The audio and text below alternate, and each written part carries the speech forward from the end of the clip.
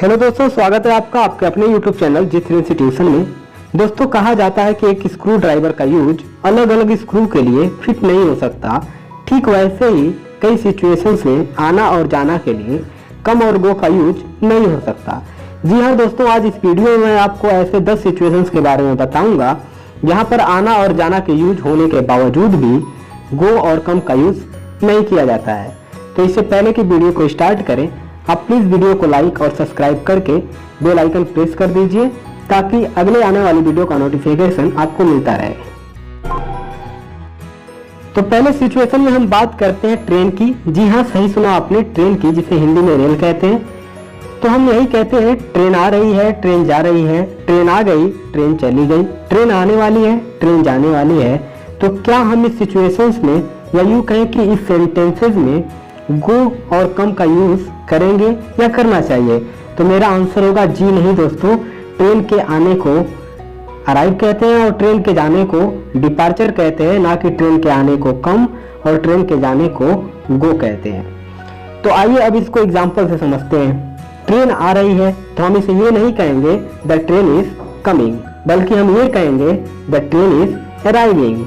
The train is arriving, train आ गई, the train arrived, the train arrived, train आने वाली है, the train is about to arrive, the train is about to arrive.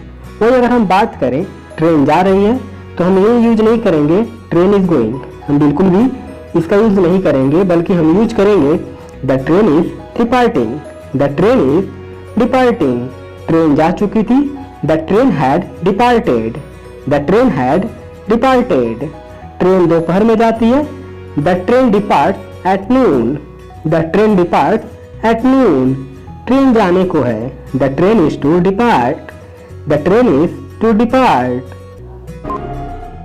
तो अब दूसरे सिचुएशन में हम बात करेंगे एरोप्लेन की, जिसे हवाई जहाज कहते हैं।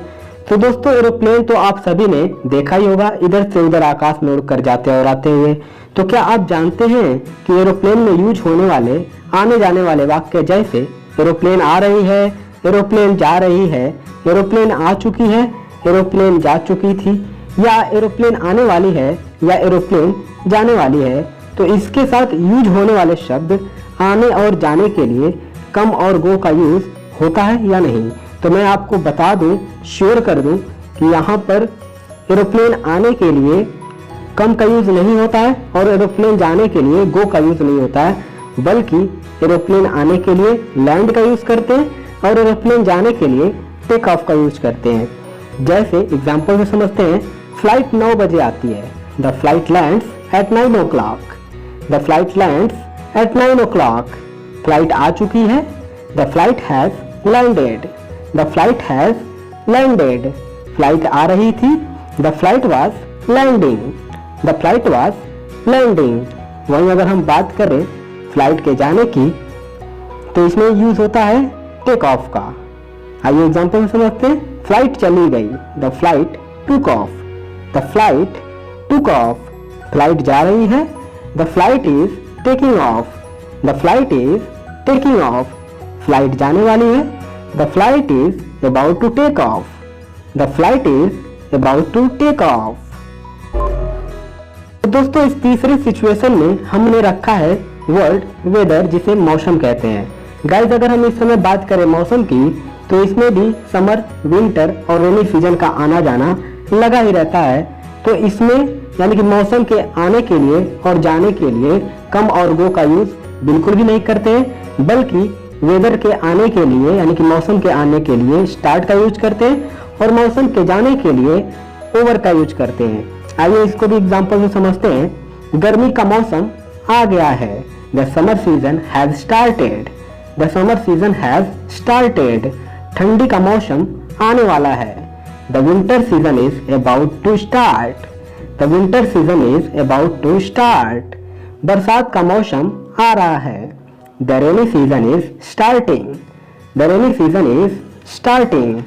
ऐसे ही पतझड़ जाने को है, the autumn is to over, the autumn is to over, गर्मी जा चुकी होगी, the summer season will have over, the summer season will have over, बरसात जाने वाली थी, the rainy season was about to over. The rainy season was about to over. Guys इस situation में मैंने जो वर्ड सिलेक्ट किया है वो है स्लीप, जिसे नींद कहते हैं। दोस्तों नींद तो हम सभी को आती है और कभी कभी नींद चली भी जाती है, और नींद का आना और जाना हम सभी के लाइफ में लाजिमी भी है।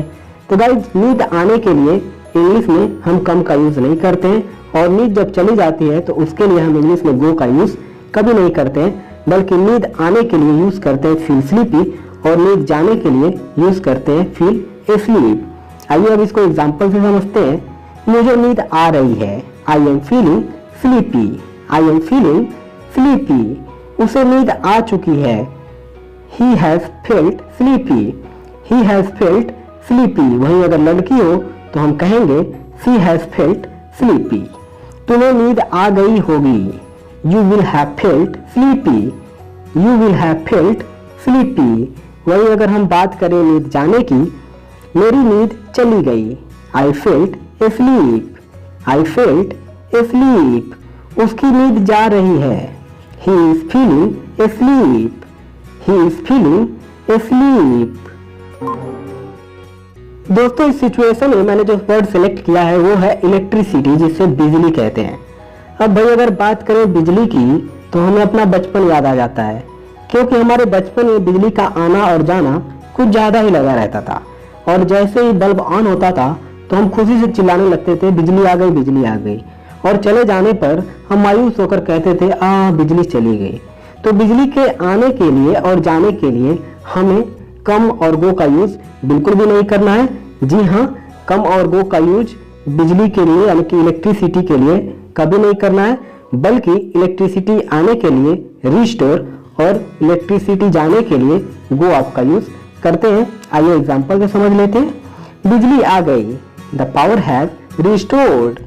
The power has restored.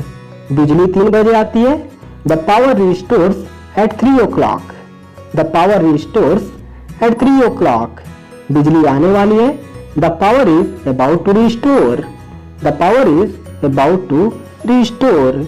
बिजली जाने को थी, the power was to go off. The power was to go off. बिजली जाने वाली थी, the power was about to go off. The power was about to go off. बिजली चली गई, the power went off. The power went of.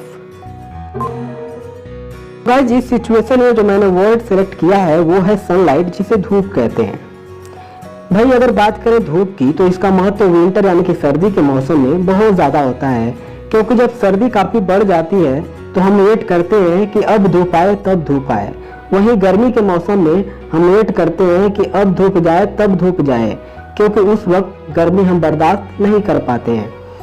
तो guys sunlight यानी कि धूप के आने को इंग्लिश में कम कभी नहीं कहते हैं, और धूप के जाने को गो कभी नहीं करते हैं, बल्कि सनलाइट के आने पर हम यूज करते हैं वर्ड गेट सनी का, और जब धूप जाती है तो उस वक्त हम यूज करते हैं गेट सैडी का। तो आइए अब इसको एग्जाम्पल से समझते हैं। धूप आ रही है, it is getting sunny. It is getting sunny. धूप आ गई है, it has got sunny. It has got sunny. धूप आने वाली थी, it was about to get sunny. It was about to get sunny. धूप जा रही थी, it was getting shady. It was getting shady. धूप जाने को थी, it was to get shady. It was to get shady. धूप चली गई है, it has got shady. It has got shady. तो गाइस इस सिचुएशन में जो हमने वर्ड सेलेक्ट किया है वो है मेमोरी, जिसे कि याददाश्त कहते हैं। तो गाइस हमने बहुत सारी बातें सुनी होगी याददाश्त के बारे में कि किसी की याददाश्त चली जाती है तो किसी की याददाश्त वापस आ जाती है। तो गाइस इस याददाश्त का चले जाना के लिए गो का यूज नहीं करेंगे, और याददाश्त के वापस आने के लिए कम का यूज भी नहीं करेंगे, बल्कि मेमोरी यानी कि याददाश्त के आने के लिए हम यूज करेंगे गेट बैक द मेमोरी का। क्या यूज करेंगे? Get back the memory. और मेमोरी यानी कि याददाश्त के चले जाने को हम इंग्लिश में यूज करेंगे वर्ड लूज द मेमोरी। क्या यूज करेंगे? Lose the memory. आइए अब इसको एग्जाम्पल से समझते हैं। उसकी याददाश्त आ गई, he got back his memory. He got back his memory. उसकी याददाश्त आ रही है। She is getting back her memory. She is getting back her memory. तुम्हारी याददाश्त दिन में आती थी। You got back your memory at day. You got back your memory at day. मेरी याददाश्त चली गई। I lost my memory. I lost my memory. उसकी याददाश्त जा रही है। He is losing his memory. He is losing his memory. उसकी याददाश्त जाने वाली है। She is about to lose her memory. She is about to lose her memory. दोस्तों इस सिचुएशन में जो मैंने वर्ड सिलेक्ट किया वो है फैशन। आजकल मॉडर्न में तो फैशन का आना जाना लगा ही रहता है। कभी ये फैशन आ रहा है तो कभी वो फैशन जा रहा है। तो आइए अब इसमें यूज होने वाले आना के लिए और जाना के लिए क्या यूज करते हैं, आइए देखते हैं। फैशन आने के लिए हम कम का यूज कभी नहीं करते हैं और फैशन जाने के लिए हम गो का यूज कभी नहीं करते हैं, बल्कि फैशन आने के लिए हम इन का यूज करते हैं और फैशन जाने के लिए हम आउट का यूज करते हैं। आइए इसको भी एग्जांपल से समझते हैं। स्कर्ट का फैशन आने वाला है। The fashion of skirt is in. The fashion of skirt is in, या हम इसे ऐसे भी कह सकते हैं skirt is in the fashion. Skirt is in the fashion. Jeans का फैशन जाने वाला है। The fashion of jeans is out. The fashion of jeans is out, या हम इसे ऐसे भी कह सकते हैं jeans is out of fashion. Jeans is out of fashion. दोस्तों इस सिचुएशन में जो वर्ड मैंने सिलेक्ट किया वो है फीवर, जिसे बुखार कहते हैं। वैसे बुखार का आना और जाना हमारे बचपन में पढ़ाई के दौरान तो स्कूल बंक के लिए बड़े मजे की बात हुआ करती थी, लेकिन भैया इस समय कोरोना का दौर चल रहा है। बुखार आते ही लोगों का बुखार चला जाता है। अब आप तो समझ ही गए होंगे, स्टे होम बी सेफ। खैर चलिए अब हम बात कर लेते हैं बुखार आने और जाने में यूज शब्द आने और जाने की। दोस्तों इसमें बुखार आने के लिए हम कम का यूज कभी नहीं करते और बुखार जाने के लिए वर्ड गो का यूज कभी नहीं करते हैं, बल्कि बुखार आने के लिए हम वर्ड सफर फ्रॉम का यूज करते हैं और बुखार जाने के लिए हम ऑफ का यूज करते हैं। अब आइए इसको भी एग्जाम्पल से समझ लेते हैं। मुझे बुखार आ रहा है। I am suffering from fever. I am suffering from fever. उसे बुखार आ रहा था। He was suffering from fever. He was suffering from fever. मेरा बुखार चला गया। My fever is off. My fever is off. उसका बुखार जाने को है। His fever is to off. His fever is to off. तो दोस्तों अब अंत में उस लास्ट सिचुएशन की बात कर लेते हैं और उसके लिए मैंने वर्ड सेलेक्ट किया है गेस्ट, जिसे कहते हैं मेहमान। कल जब हम बात कर रहे हो मेहमानों की, तो उनके आने जाने की खबर सुनते ही बच्चों के मुंह में पानी आ जाना तो लाजमी है, क्योंकि सभी जानते हैं कि मेहमान आते हैं तो कुछ न कुछ साथ में जरूर लेकर आते हैं, जैसे खाने के लिए फल या मिठाई वगैरह। तो गाइज आइए अब इसको भी एग्जाम्पल से समझ लेते हैं। लेकिन एक चीज हमें हमेशा समझना है कि गेस्ट के आने के लिए हम कम का यूज नहीं करेंगे और गेस्ट के जाने के लिए हम गो का यूज बिल्कुल नहीं करेंगे, बल्कि गेस्ट के आने के लिए हम यूज करेंगे विजिट का और गेस्ट के जाने के लिए हम यूज करेंगे लीव का। आइए इसको एग्जाम्पल से समझ लेते हैं। मेहमान आ रहे हैं। The guests are visiting. The guests are visiting. मेहमान आ चुके हैं। The guests have visited. The guests have visited. वहीं मेहमान जा रहे हैं की बात करें तो the guests are leaving. The guests are leaving. मेहमान जा रहे थे। The guests were leaving. The guests were leaving.